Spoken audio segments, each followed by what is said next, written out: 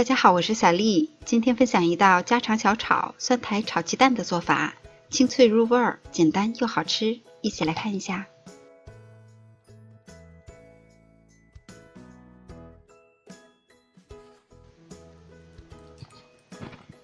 先把3颗鸡蛋打入碗中，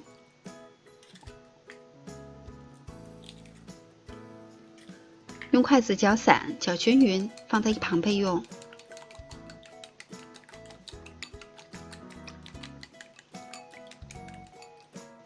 我们再来调一下料汁，在碗中加入2勺生抽，半勺蚝油，少量的盐，1小勺淀粉，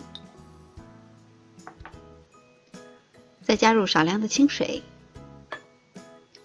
用勺子调匀以后放在一旁备用。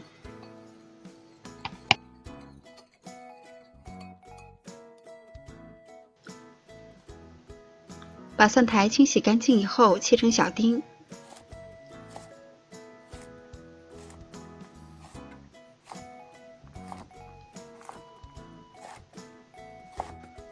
小米椒切成小段，切好以后放在一旁备用。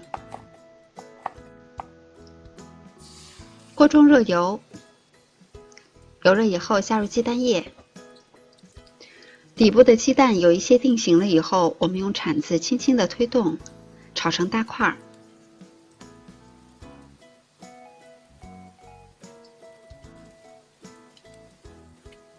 等鸡蛋定型了以后，盛出来备用。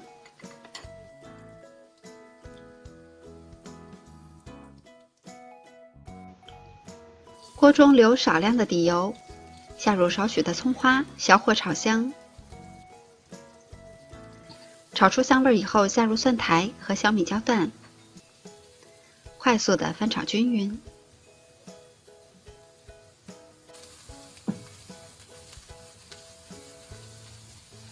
炒到蒜苔的颜色看起来已经油绿了，然后下入鸡蛋，快速的翻炒2下，炒匀。